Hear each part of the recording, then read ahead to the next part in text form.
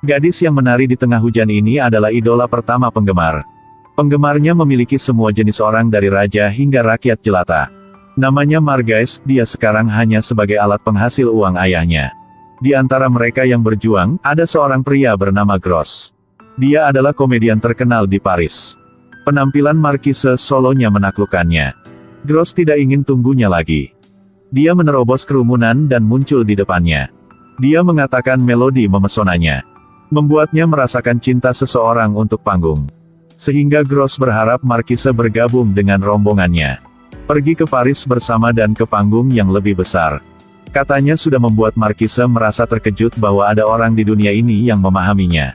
Dia memutuskan untuk menikah dengan Gross dan melarikan diri dari kota busuk ini. Marquise menjadi sorotan baru. Datang ke Paris dengan propaganda besar. Tapi tidak menyangka bahwa dia gagal dalam penampilan pertamanya. Marquise belum memiliki pengalaman di panggung besar. Sehingga ketika dia baru melangkah di atas panggung, pikirannya tiba-tiba menjadi kosong. Meskipun pemimpin tim mengingatkannya apapun. Tetapi dia tidak dapat mengingat kalimatnya, hanya berdiri di sana dengan tercengang. Melihat kecelakaan itu terjadi, Gross segera datang untuk membantunya. Dia menggunakan humornya untuk mengatasi suasana malu ini. Setelah kejadian itu, pemimpin tim memecatnya dan tidak membiarkannya naik ke panggung lagi. Meskipun Gross memohon banyak, tidak ada cara lain. Marquise menyelinap ke kamar pemimpin di tengah malam. Menggunakan tubuhnya untuk meminta kesempatan kembali ke panggung. Tapi sang leader sangat antusias di atas panggung sehingga dia tidak berani mengambil resiko. Kesempatan yang diberikan Marquise adalah dia hanya muncul dalam tarian pendek. Karena ketika mengubah penampilan akan waktunya istirahat. Dia tidak akan diperhatikan ketika dia tampil di atas panggung. Jika itu untuk seorang gadis normal akan terasa sedih tetapi tidak untuk Marquise. Dia telah menghilangkan semua penghalang dan telah mengingatkan para musisi untuk memainkan ritme yang benar. Dia menari dengan kuat di atas panggung untuk menarik perhatian. Bersama dengan musik Marquise menari dengan penuh semangat. Sekarang dia penuh percaya diri seperti bintang yang bersinar. Pada akhirnya, dia tidak hanya menerima perhatian semua orang. Tetapi juga menerima banyak tepuk tangan. Tapi hanya pria yang memujinya. Sikap wanita hanya iri padanya. Sejak itu, Marquise dijuluki Coquettish. Berkat julukan itu, dia mendapat kesempatan untuk tampil untuk raja. Ketika sekelompok orang berganti pakaian untuk satu orang, pasti ada kesalahan. Kali ini setelah dia mulai naik ke panggung untuk tampil. Mereka menemukan bahwa dia lupa memakai celana dalamnya. Ketua tim hanya bisa berdoa agar dia tidak berlebihan. Namun kenyataannya tidak seperti yang diharapkan. Gerakannya membuat raja sangat geli. Bahkan dia menari bersamanya di atas panggung. Saat dia menari semakin bersemangat, dia melakukan jungkir balik dalam lingkaran. Raja dengan cepat menyelesaikan rasa malunya dalam sekejap. Drama adalah akar kehidupan. Setelah kejadian itu dia memiliki kesan yang baik tentang raja. Raja memintanya untuk menjadi karakter utama dalam drama berikutnya. Baru-baru ini raja tergila-gila dengan puisi-puisinya yang tragis Wilson. Jadi sudah meminta pemimpin tunjukkan karya Wilson. Sebuah karya sastra yang tragis tetapi membiarkan rombongan komedi tampil, itu adalah dilema nyata. Seluruh rombongan yang hanya tahu komedi sekarang harus bertindak tragis sehingga mereka tidak bisa menunjukkan perasaannya yang sebenarnya. Jadi penonton melempar buah ke atas panggung.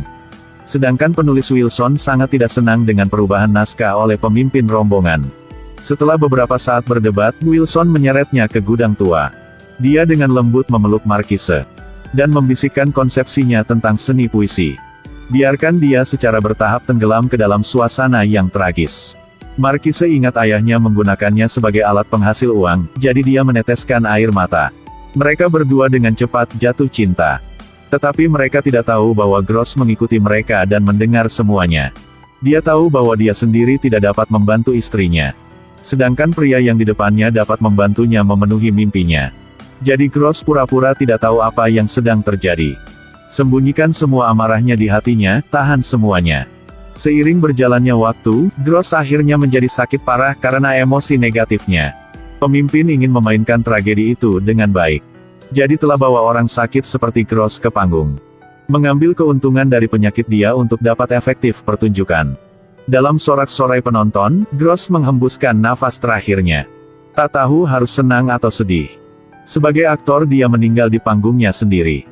Anggap saja seperti keberuntungan. Tapi penonton sangat senang, semua berteriak dan bertepuk tangan tanpa henti. Membuat orang lain merasa canggung. Marquise jadi janda, dia mulai melepaskan dirinya sendiri. Dan mengambil inisiatif untuk pindah ke rumah Wilson, tapi Marquise tak bodoh. Sebelum naik tempat tidur Wilson, dia paksanya berjanji. Harus cinta dia selamanya, kalau dramanya harus membiarkan dia memainkan peran utama. Setelah dapat janji, Marquise akhirnya memberikan tubuh dan cintanya. Tapi orang kuno punya pepatah, lebih baik percaya pada hantu daripada percaya kata pria. Ratu jahat ini melepas mantel Marquise-nya di tengah keramaian. Meskipun dia mengenakan rok di dalamnya, tapi di Perancis pada abad ke-17.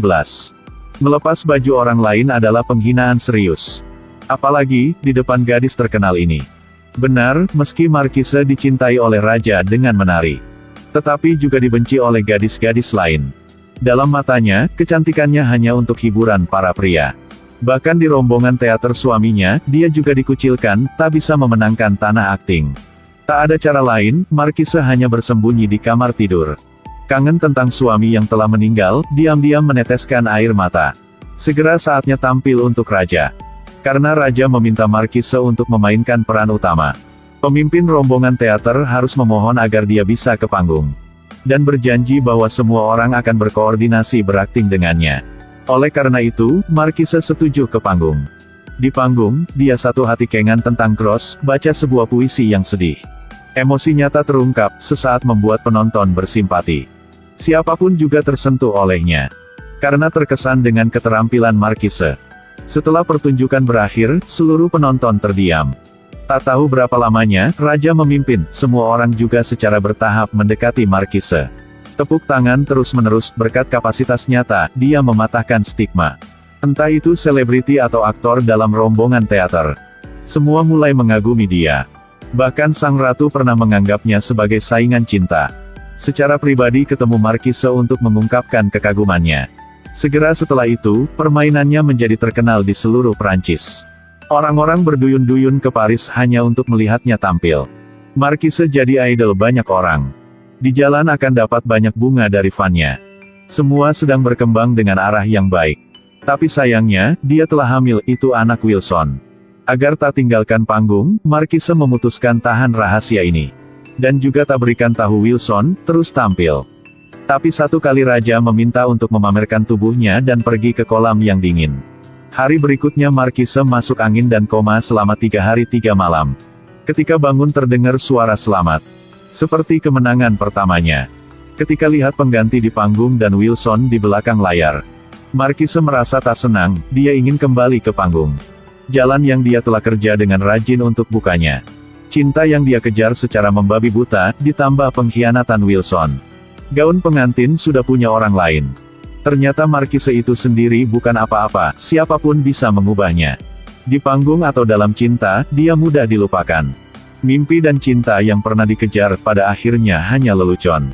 Marquise telah makan coklat beracun, tahan rasa sakit dan naik ke atas panggung. Di bawah mata terkejut semua orang, dia berbisik pada dirinya sendiri. Nasib aktor itu menakutkan.